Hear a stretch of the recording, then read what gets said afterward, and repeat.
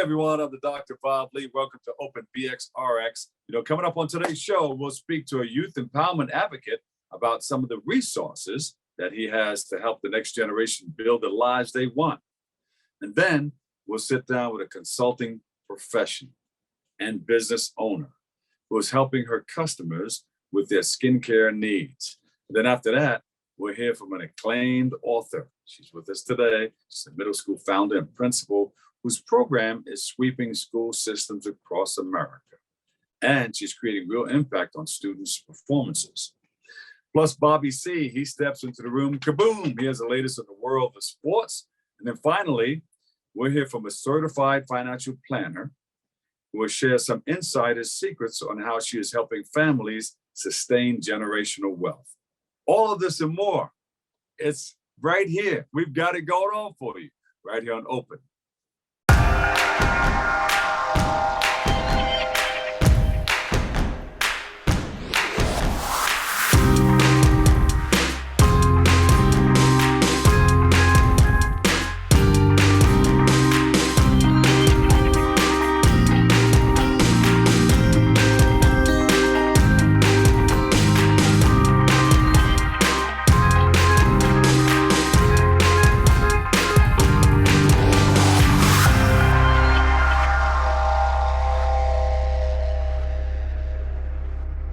Welcome, everybody. Hey, how are you? How you doing? Hope all is well. I'm your host, Dr. Bob Lee, and you're watching Open. It's that live interactive program that brings the Bronx and New York City straight to your TV set. You can stay connected to us through social media at BronxNet TV. It's a beautiful thing. Leading things off, we're joined by a youth empowerment advocate, a speaker, an author of several books. He joins us today to speak about how his youth empowerment program is inspiring the next generation to be the best version of themselves.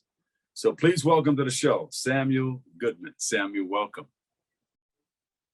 Thank you, sir. Dr. Bob Lee, I appreciate everything you've done over the many, many decades. Whoa, there you go. I said many, so that's only two, so 2 decades. But definitely appreciate it. All the work that you've done. You've been an inspiration and a mentor to me. Definitely picking up the baton to carry on the work that you do. Thank you so much. Tell us a little bit about yourself and how you, what made you want to gravitate towards starting a youth empowerment program or group? Well, over the years, we've seen a lot of changes in our communities, a lot of need, really a need for more mentorship, more guidance, direction with our youth.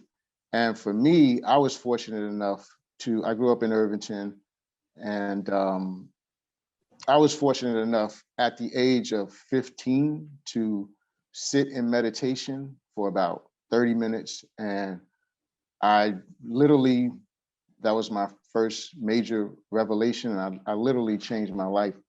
Yeah. Mentally decided to change my life in that moment. And it worked for me. And I just know, as I started to. Through meditating, you came up with these ideas, because a lot of things come to you, through prayer and through meditation. So this came up. And then how did you work it all out? How did you make it come to fruition? Well, I focused on the results. I told myself that I would change. I started walking differently, talking differently. I said, if it had to be, it was up to me. If you're gonna do, it's up to you. That's right. And I want to change. I want to change in my life and in my environment, things that I was around, the people. And I went from A through F student to straight A's, A's and B's, straight A's, super honor roll. And it was a mental conscious decision to change my life. And now that you change your life, you're able to help others get what they need. Absolutely, because I have a brother who, he was in and out of incarceration since he was 13. And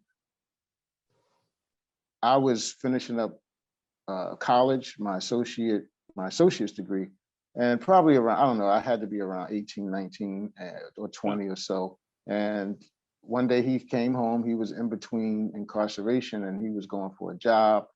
And I sat him down and we went over a mock interview. He was going to the interview with a Hawaiian shirt, and I gave him a dress shirt, a tie. We did a mock interview, and he got the job on the spot. And he knew that it was because of what we went over. And I knew then that I had the gift of mentorship and personal development. Yeah, and whatever you want to do in life, you have to prepare before you get there. And that's what you were helping him to do. That's a beautiful thing. Talk about some of the services that the Youth Empowerment Program provides. What age group are you working with? My book, 20 Things to Master Before After Age 20. It's the subtitle is a Youth Empowerment Toolbook because it's for ages 11 and up. And that's a very crucial and important age. I remember being at that age. I was 11. I used to go to the grocery store and bag groceries for tips so I could come home and with a pocket full of change. Yeah, $5 to $10 was a phenomenal day. Yeah. And I would give that to my mother and she would send me back out to go get food for the night. And so, but at that age, like I said, my brother started to get in trouble. He was a year older, and I have, 2 younger sisters. So I had to step up. And so 11, 12 years old is a transitional period from kid to young adult. And unfortunately, a lot of young brothers and sisters have hit the streets that early and just got on the wrong path. So the 20 things is centered around personal development, life skills for young people. I wrote it in my late 30s, but with the wisdom of late 30s, but I wrote it for that young person so that they can process it. It's an easy read. They can write in it and do self-assessments, very easy read, but more importantly, giving them that information that they need, because at that age, there's going to be a crossroad, there's going to be a V, I call it a V road of decision. You're either going to go to the left or to the right. And we know that we don't want them to go down the wrong path. And we want them to obviously choose it. And they want to choose it, but they just need the right information. Yeah. Right? They don't want to take that journey on their own. Unfortunately, a lot have. Yeah. Where can you pick this book up at? I have a website, www.thinkoutsidetheblock. Yeah. -thebook.com. That's my personal website. I prefer direct orders. Think outside the block -the book. Not think outside the box. Think outside the block. No, I get it. Right. Outside the block. I mean, all of us who grew up in certain neighborhoods, that's how we thought, because we were conditioned to believe that this is all there was inside of this box or inside of this block or inside of this neighborhood, until you get a chance to see other things and see what other people are doing. And you just got to get out of there and travel, and it'll help you to realize that, there's a whole lot more to what you're growing up inside of, or what you're conditioned to believe there is. There's a whole new world out there for you, and it's waiting for you, and you can do anything you want. All you got to do is put your mind to it and just follow that dream, but make sure it's strong and make sure you're passionate about what you want to do, and you'll get there. Absolutely. Talk about some of those other programs that you have. And just to piggyback on what you just said before I segue into that, for me, it was Jet Magazine, Ebony Magazine as a teenager. Although I was mentally in the hood, in a place, physically, I removed, I was physically there, but mentally I was taken away. So I tell folks, regardless of your environment, you can mentally remove yourself from that situation. So the other Nelson book. Mandela did it. What's that? Nelson Mandela did it. I mean, he was in jail for 27 years. That's You know, right. went there and I visited his jail cell. They still have his plate, his cup, and some of the things that he used while he was in jail. You know, but his mindset was, you know, all right, I'm locked in here. I'm in jail. I'm in this area, but my mind is on the other side of town. You know, I'm thinking about what I want to do when I get out of here. You know? That's right. So you can think about what you want to do. We may not be locked away like that, but you know, we can be in an area where we can't help ourselves until you get to the next step or get to the next level. So yeah, and then you want to move out of that area and then come back and help your neighborhood. What are you going to give back to? You have to lead by example. Yeah. So what's next? Where do we go? So my other book is 40 Things to Master Before or After Age 40, and that's getting back to the basics with personal development. And I really wrote that one. I wrote that one first for the adults because as I went into the schools as a college recruiter back in 2009, I noticed that a lot of the juniors and seniors, I felt as if I was in front of 5th and 6th graders. And I realized then that this issue starts in the home. And so as a result, the parents, teachers, mentors have to be the ones to give this information. Aside from teaching, aside from education, aside from parenting, it's a combination of everything. And it really starts, it should start that early, but if we're the adults, I'm just one person. So that's why I put it in the book so that we can disseminate, and let it grow, let the information grow exponentially so that we can really start making some changes. Well, thank you for all that you do. Is there a website that we can go to find out more? Because they're going to give me a hard rap here. Okay. Yeah. Again, the website is www.thinkoutsideTheBlock-thebook.com. And that's also the title of one of my books, Think Outside the Block. And I have my 4th book is 100 Pages to Earn More Wages. There you go. Sounds good. Samuel Goodman, youth empowerment advocate and author, Think Outside the Block. Got you covered. Thanks, man. Thanks, Samuel. Thank you for having me. All right, you got it. We'll take a break. I've got more open coming up next. Don't move.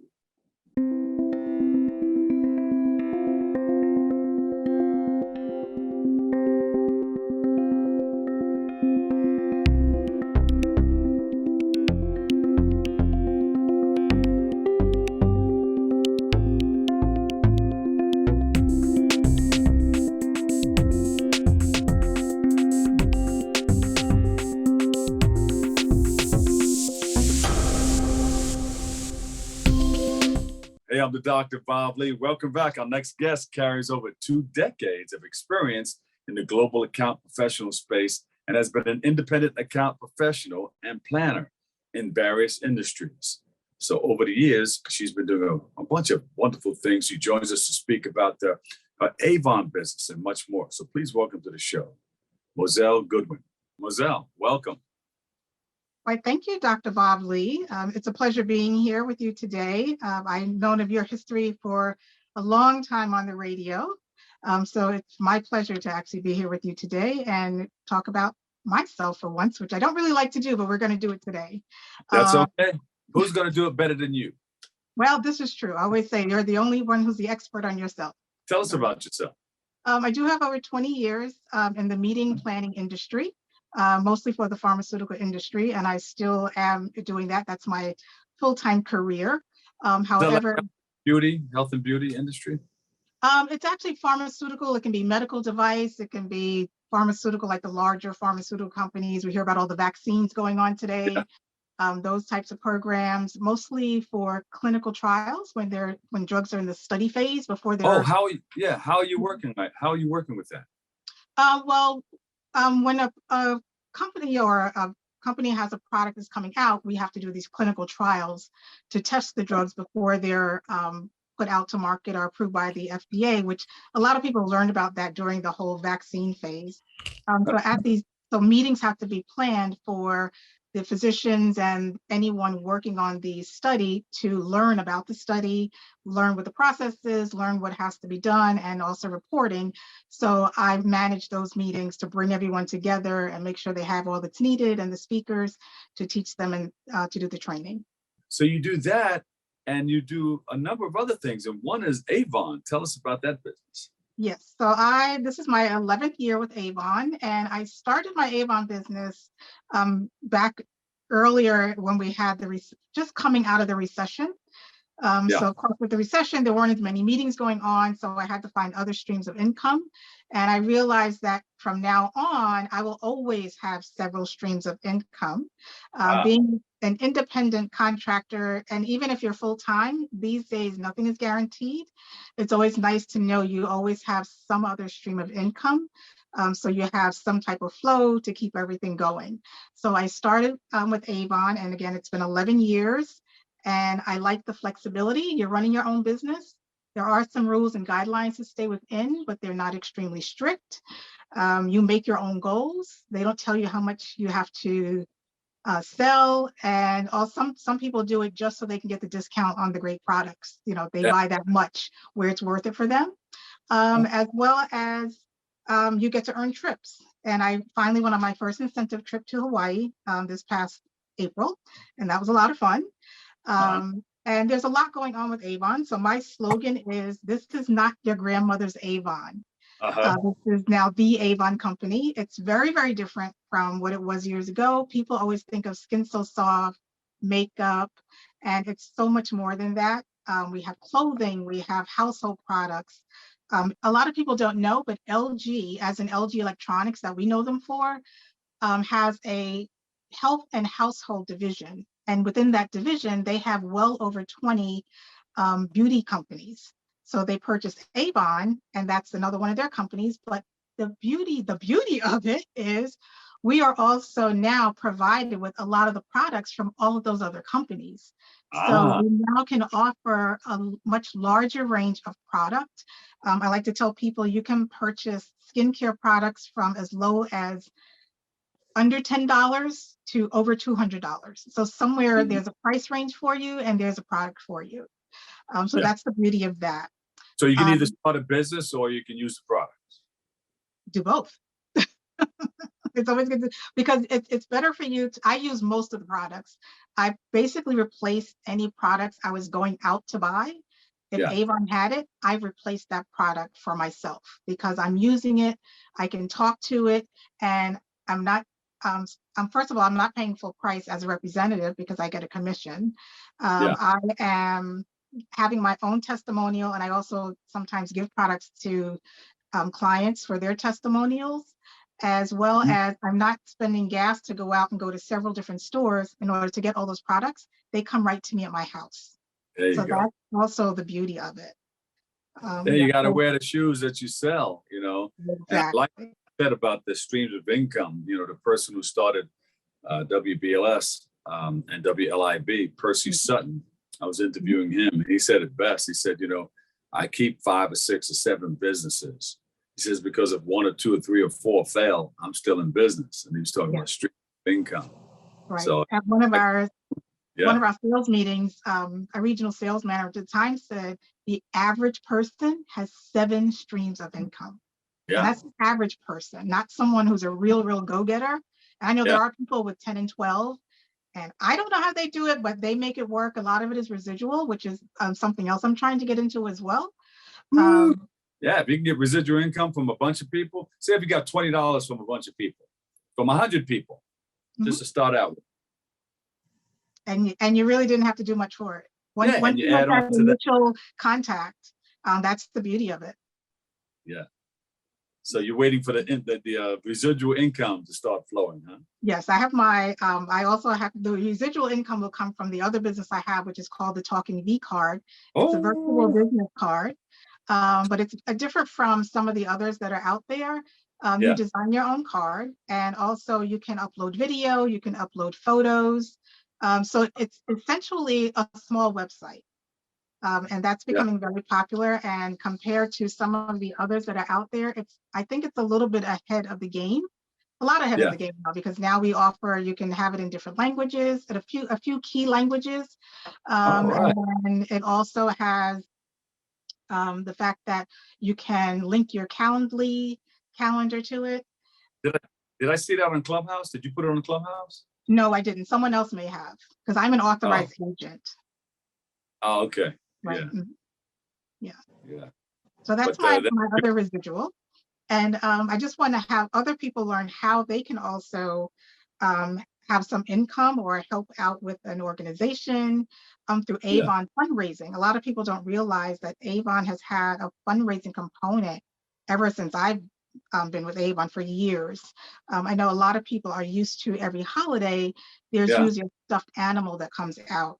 And a lot of people would do big fundraisers with that, with children's hospitals and schools. But we have two forms of fundraising. It is what we call the flyer fundraiser, similar to what Girl Scout cookies would do, is you take the order, you collect the money, and then you deliver the product. Even Girl Scouts now has gone online. I like the Avon online fundraiser for the fact that you can share your specific web link that we will provide for you. And it's anytime someone logs into that link, it goes directly to your fundraiser. And you can send this to anyone within the 48 states of the United States. So, all of the, sorry. No. And so they can latch onto your website. You can teach them how to make money. You can teach people how to get the business, right? Right. And a fundraiser can be done for organization, a school, a team, and you can even do a personal one. I've been telling people, if you have a child going to college, they need money for books. They don't know what books are going to cost yet usually. Do a fundraiser, get them that cash to have ready. So when it's time to buy books, they have books. And I think it's more beneficial than the GoFundMe, because GoFundMe, a lot of people say, you know what, I really don't have $50 to just give this person. But if they do the online fundraiser, they can purchase products that they need, and it's still providing a fundraiser portion to that person, but they're not physically giving their money away. They're still getting the full value of what they want. Mozelle, all of this is on your website. I mean, you can get people in and out of different they can choose one of your streams of income to be latched on, right? Yes, and right now it's actually free to join Avon. No cost to you. You automatically get a free website. You get free online training. You get training on Facebook. And this is on your website. What website is that? My website is youravon.com/Mozelle, Mozelle, Goodwin, Goodwin, no space. Mozelle Goodwin should help you make some money. She's got the businesses you can become a part of. You can put some cash in your pocket. Thank you, Mozelle. We appreciate you. Okay, thank you, and have a great week. You too. All right, we'll take a break right here. Big break. Okay, we'll take a short break right here. We'll come back and give you more right here on Open next. TV news, radio reports, and newspaper headlines in the 1970s and 80s misrepresented communities in the borough of the Bronx. Then, something transformative happened.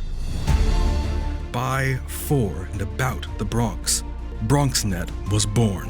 We are BronxNet! BronxNet provides media education, opening the doors to competitive careers in the media industry for thousands of students in middle school, high school, and college. BronxNet. Welcome back. I'm the Dr. Bob Lee, 107.5 WBLS. You're watching Open. Our next guest is an acclaimed middle school founder and principal, award-winning education specialist, leadership and coach, best-selling author, consulting professional, business owner. She does a whole lot. She joins us today to speak about her program, the Lopez Effect. The Lopez Effect, impacting school systems all across the country.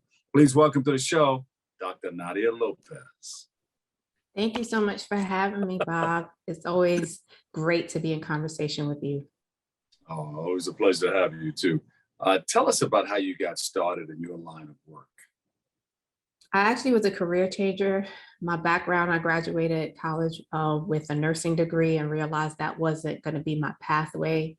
Ended up in the telecommunications space, working at Verizon, and then quickly realized that I wasn't really interested in business and thought about what type of impact I wanted to have in the world.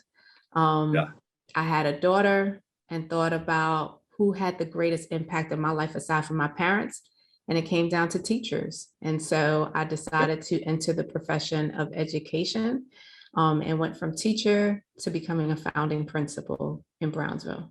There you go. I mean, it's a tough thing. You're trying to find yourself and you get into these different things. But like me, I thought, I went to school to become a radio disc jockey. But when I got up there in the studio and I got around this microphone, I said, well, where's all the people? So I went around. I knew I was broadcasting to millions of people, but I wanted to see the people. So it created my passion for wanting to be in the community and get involved in community building.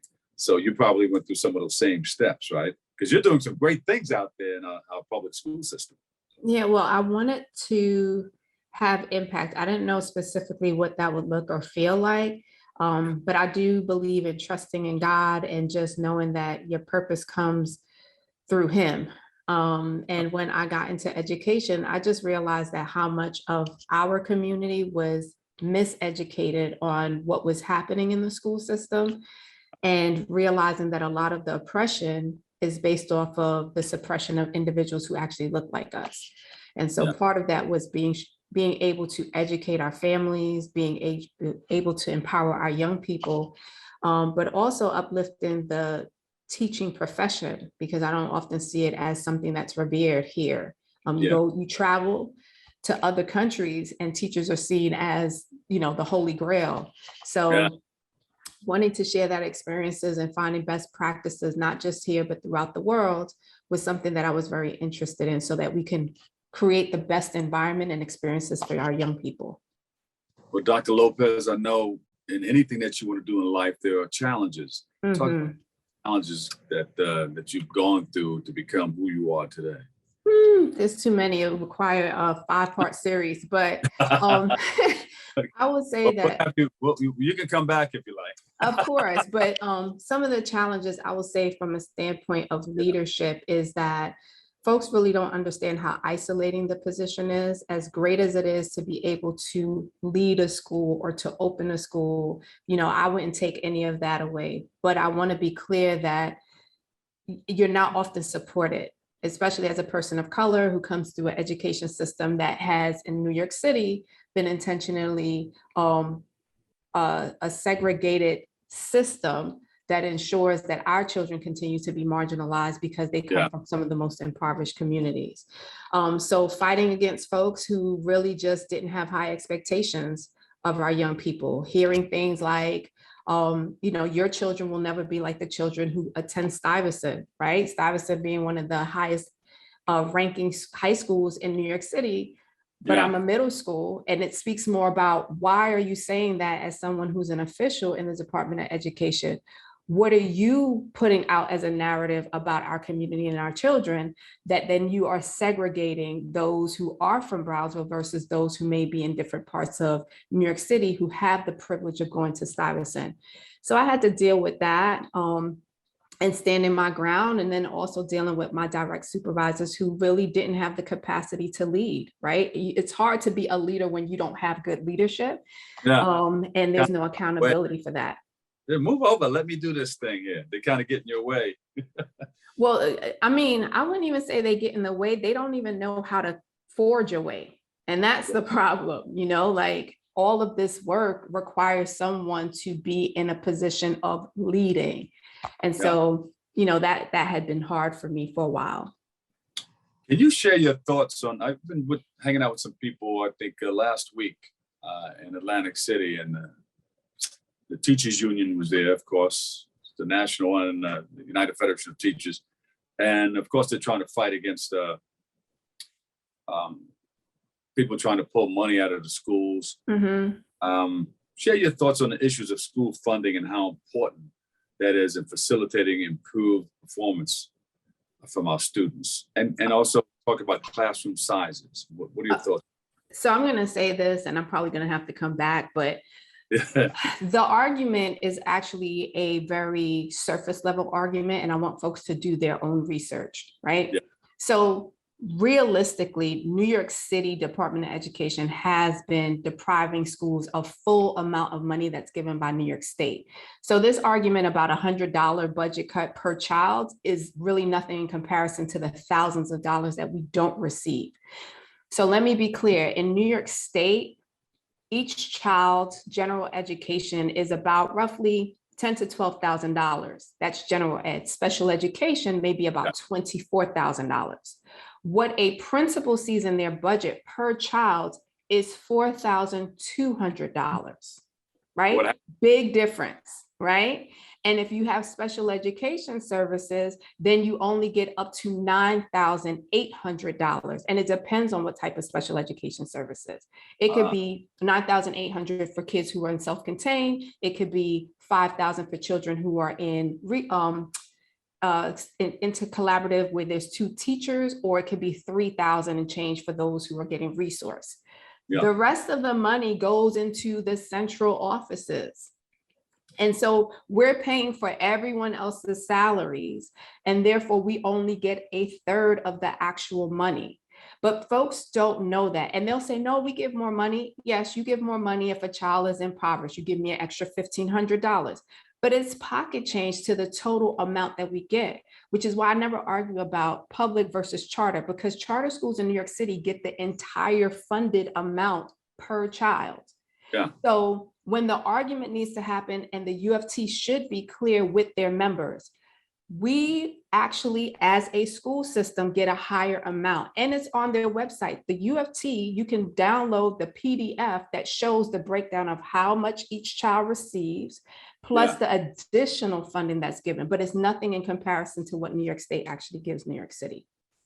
Yeah, so how can we fix this? What's the problem? People need to use their voices, and we need advocacy and agency outside of teachers being the ones to argue the point. We need community leaders to step up. We need parents to step up, and we need folks, just general individuals, to ask those hard questions, right? We need to be pressing the mayor about it. We need to be pressing the governor about it.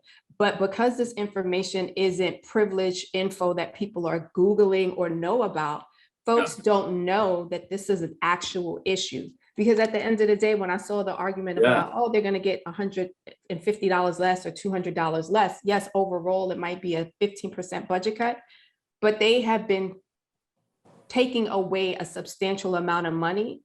And there's too many people in offices who are doing absolutely nothing, and folks are getting bonuses without the impact that we need to actually be auditing. So let's talk about this wonderful Lopez Effect. Yes. So the Lopez Effect is basically my company that helps support districts, as well as provide coaching for leaders who are currently in positions of leadership or those who are aspiring.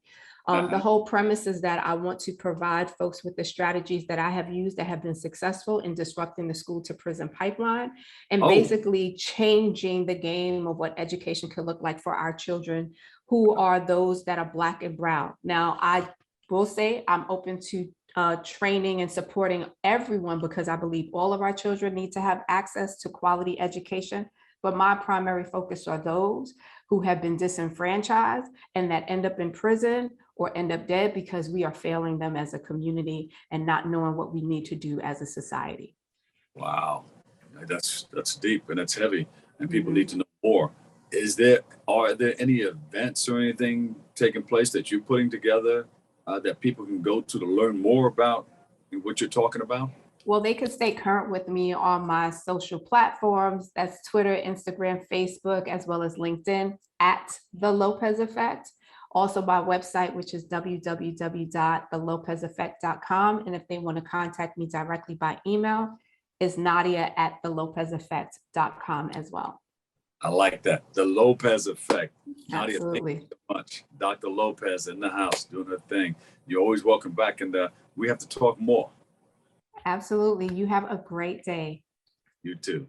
All right, coming up next, I have Bobby C. He's on deck. He has the latest in the world of sports next. We built a media network for you. BronxNet TV.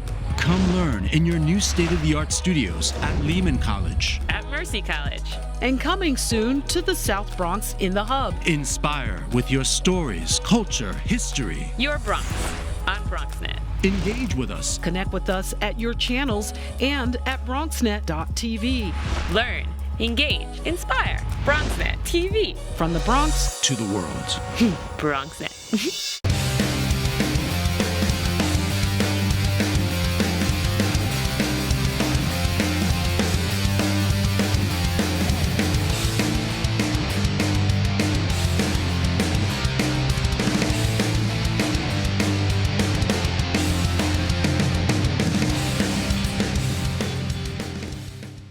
Last time out, we talked about how working out can help you beat the stress at home. Here's part 2 of our interview with Dr. Nick Rolnick.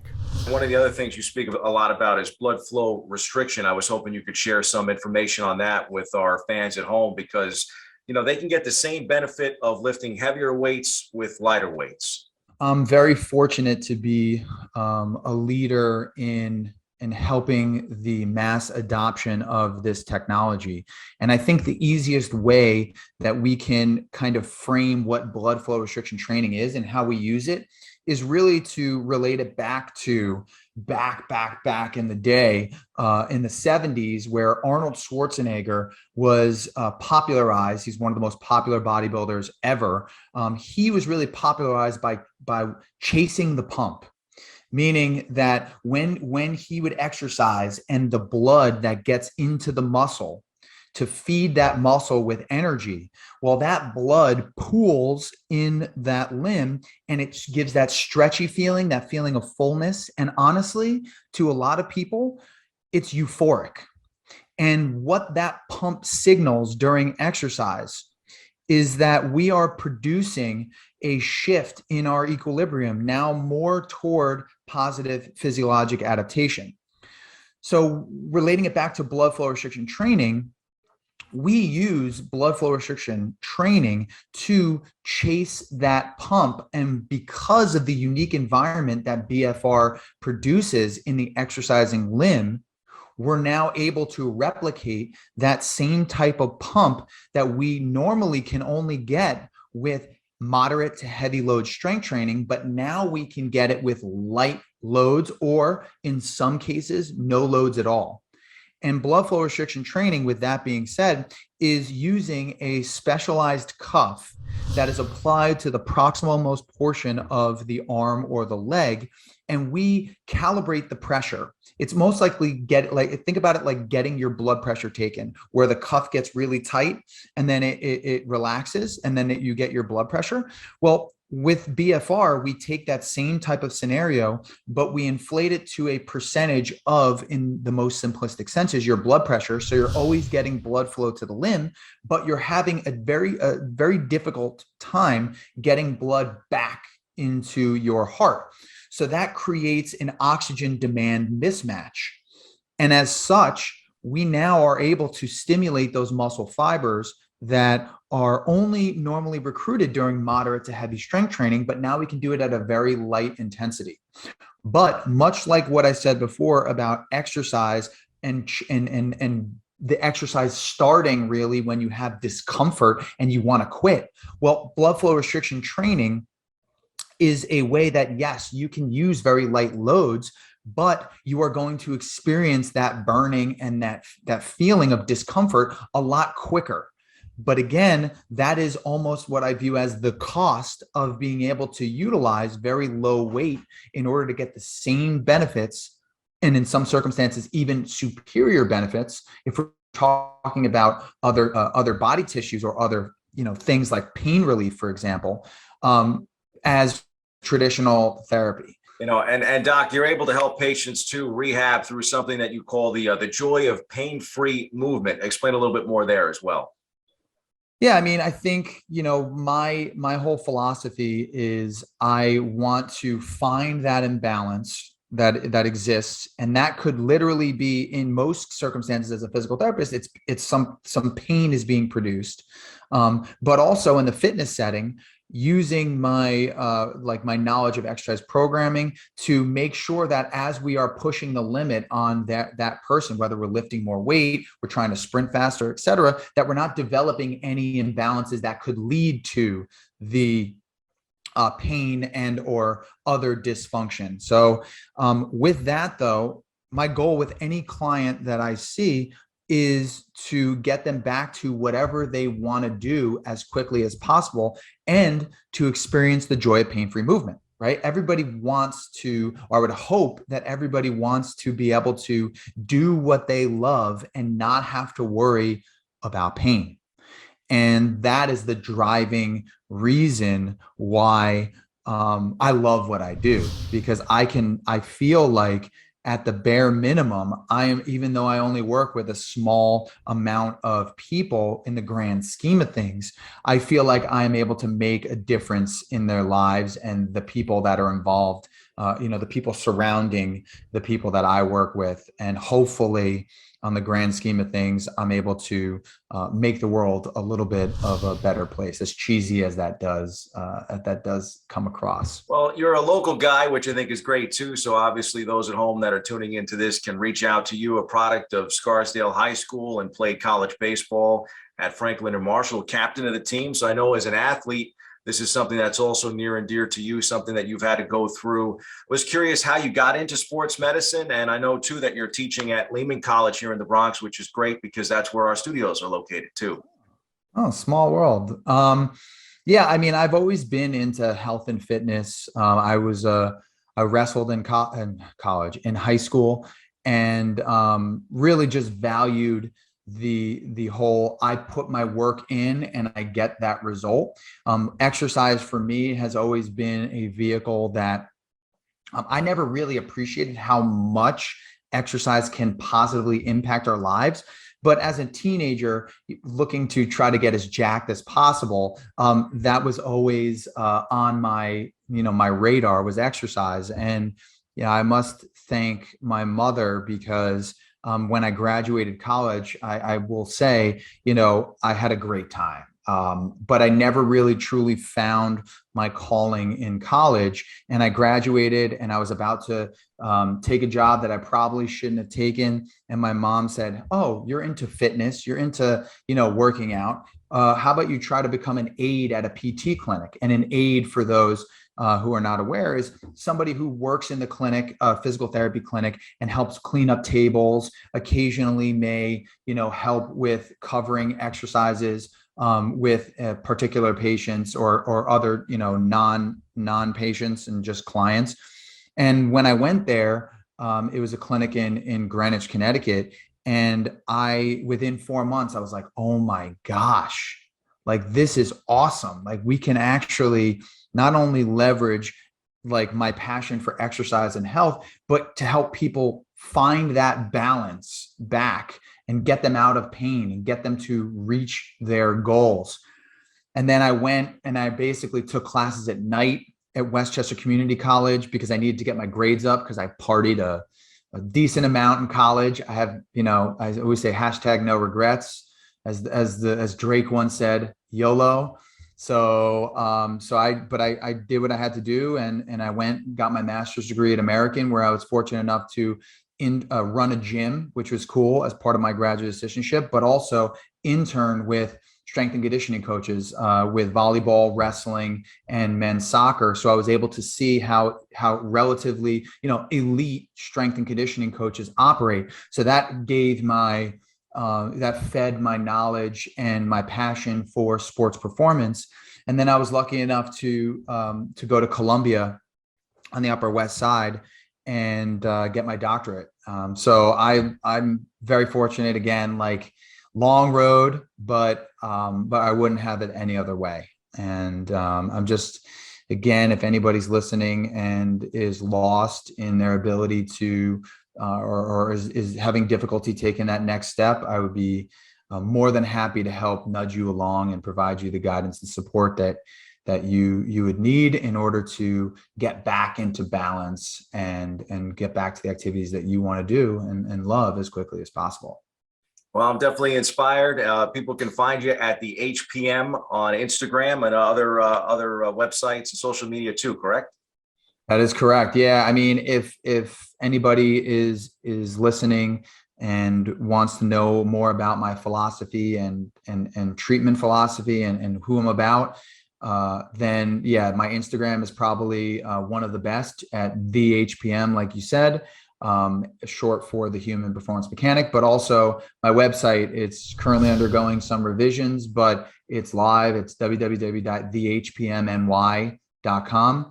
And I'd be happy to help if in any way, shape, or form, just because I want people to get back to balance if they feel like they're out of balance.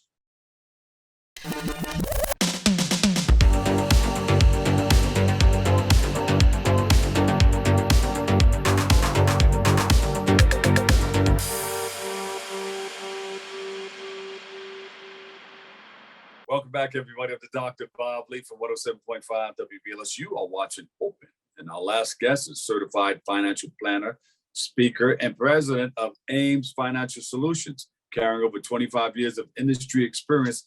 She's with us today to share some life-changing tips on how families can sustain generational wealth. So please welcome to the show, Reshell Smith. Reshell, welcome. Hi, Dr. Lee. Thank you so much for having me. It's a pleasure to be with you today. Heard so many great things about you, along with following you on your different platforms. You are a wealth of information and a great messenger. Well, thank you so much. And we've been doing some research on you too. We've got you covered. Listen, tell us about your talents and your voice to help people flourish mentally, physically, and spiritually. Yeah, so I am a certified financial professional. I have been in the financial services industry for over 25 years. So I have been through all of the different markets, the bubbles, the bursts, the bulls. And so I've gained a lot of knowledge about the stock market, as well as a lot of knowledge about financial literacy. I know enough, and you don't have to be a certified financial planner to understand that there is a racial wealth gap. No designation needed for that. And so it's my job right now, or my purpose right now, to help women, people of color, and people who are in transition to build wealth and prepare to leave a legacy. And it's all a plan. It's all about a plan. Tell us how you got into financial planning. Funny, friend of mine I met in the store, both of us shopping. I've always been in the financial industry, but I met a friend while we were out shopping, and she was like, hey, this company that I work for is hiring. I applied, got the job, started at the bottom. Started from the bottom, now we're here. Now we're here. Started from the bottom, now the whole team here. At the bottom, I mean, answering the phone, customer service, giving quotes the old way when people wanted to know, what things were trading at. They call in and we give them quotes the old way. And I just worked my way through the channels, obtained all of my licenses, Series 7, and all of that great stuff that comes with moving through the financial services industry. And then I got into the designations. Certified financial planner is what I am now. That's where I stopped, because I think that is where I need to be. So that's how I got in the industry. And 16 of those years I've worked for corporate America. The last few years I've been on my own with my own registered investment advisory. Took that leap of faith, huh? It was a leap. It was a leap. It was a leap. Anything that you want to do in life, it's not easy. Yeah. Have that faith and take that leap. Yeah. It's hard leaving for sure money to go out to get your own. That's that comfort zone, but you don't know what's out there if you don't take that leap, Absolutely. So how can families sustain generational wealth? How can you help them with that? Well, first, families have to start to build wealth. And the key is just to start. Unfortunately, so many Black and Browns have sat on the sidelines, and it's not because they wanted to sit on the sidelines. They just didn't know what to do. But I think with the internet out there, with people like you, with people like me, really putting a message out there about the importance of financial literacy and financial planning, I don't think that we can turn a deaf ear anymore. So I think the first thing is that people just need to start, and you start by investing in yourself. If you're in corporate America, you need to make sure that you are participating in the benefits that allow you to prepare for retirement, your retirement accounts. Yeah.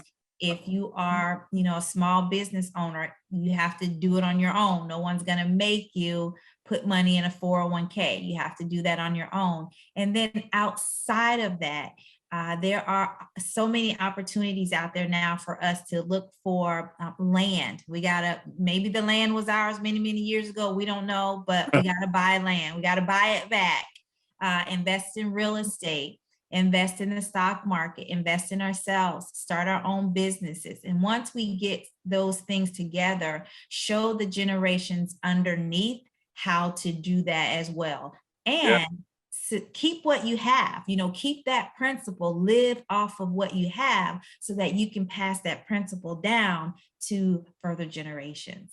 There you go. And another good thing to know is that if you're renting, you may want to buy, because when you buy that home, you build up equity in that home. Yes. And you borrow your equity. That can be your own. Your house can be your own bank. Your house can be your own bank. Yeah, you and the bank can share in the equity, because it's still the bank's until you pay for it. But there are ways to use your debt as leverage. And so there definitely are opportunities to do that with the equity that you have in your home, especially now with the booming home values, the equity of older homes and homes that people have even bought in the last few years have built up quite a bit of equity. Yeah. What advice would you give people just starting out? You got somebody maybe they're 18, 19 years old. They're going to get their apartment. They got a pretty decent job to sustain that. What advice would you give them? I always say invest as much as you can, as often as you can, as soon as you can. In your 401k first? Absolutely. If there's an opportunity for you to do anything at work, you want to start there first. And the reason I say that is because a lot of times there's some sort of matching opportunity, right? Yeah. So if you put money in, your employer is going to reward you or supplement what you are putting in. They're going to match what you put in. If you don't put in, then you're leaving money on the table. That's free money that they've set aside to give to you based on how you give to you. So I say that it's almost like I know my worth enough to save for myself.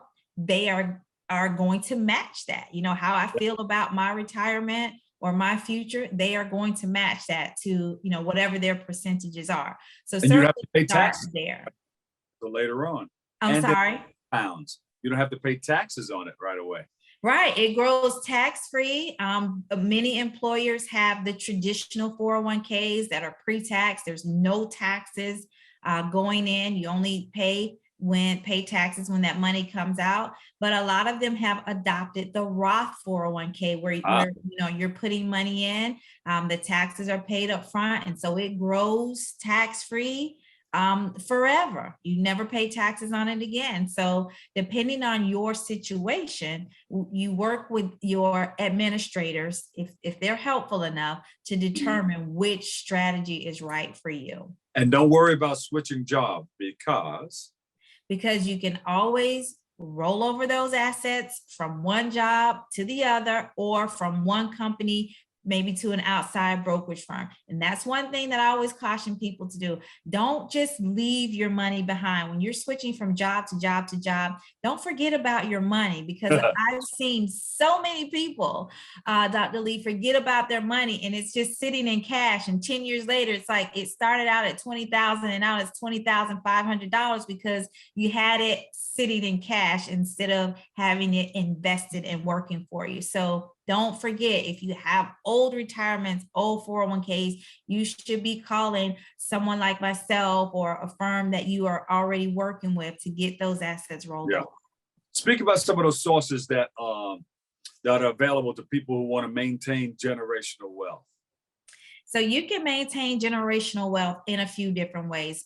Obviously, one way is if you have land that your family owns, keeping it in the family, living off the land, passing that land on to future generations. If you have a family business that you can pass on and just keep in the family, if it's a business that is sustainable, that is making a profit, farmers, or any sort of family business that is unique that no one else is doing or isn't oversaturated, you can pass that on. There are insurance policies that people use to pass on generational wealth. Even if you all Google the Coca-Cola millionaires here in Florida, that would be great. They talk about how they invested in stock and they've been able to live off the dividends and pass the principal on to the next generation. So there are all different kind of ways that you can create strategies for passing on generational wealth. There you go. And people can learn more about what you're doing by going where? So if you go to AMES Financial Solutions, that's AMES Financial Solutions.com. You can sign up for my emails. I do have an email list. You can get information about the services that I offer. And I, of course, have a blog there. You can Google me. Everybody Googles now. So if you just want to Google Reshell Smith, all kinds of videos will come up. I do have a YouTube channel. I'm on Instagram, Facebook, LinkedIn, Twitter, all the platforms at Reshell Smith. And there's tons of videos and content out there that I've created over the last, many years. Reshell, thank you so much for all you do. Thank you for teaching us about the leaving generational wealth for our people who are coming up, people we leave behind, or, So we have to get you back on because we want to learn more about what you're doing and how to kind of create that, learn more about the generational wealth that you can help us create. Yeah, I'm happy. Are you teaching a class? Yeah, I was going to say that I'm happy to be on. I want to give a shout out to my Coney Island family. I'm working with the anti-violence organization there. And they've brought me on to teach financial literacy. So I have 20 women now, and we'll have 20 men coming up soon, showing them how to start a business and also teaching them about financial literacy. They're opening accounts, they're starting their businesses, and this is my way of giving to generational wealth. We appreciate you. Thank you so much for joining us, and you're always welcome back, all right? Thank you for having me. All right. That's about it for all that for today's show. We'll come back and give you some more, of course. Always remember this: what you are is God's gift to you. What you make of yourself is your gift to God. So choose your choice. Let your choice control it. Choose it. I want to thank our BronxNet team for putting it all together. And I'll see you over 107.5 WVLS. I'll catch you another day, another way. Love you all. Peace.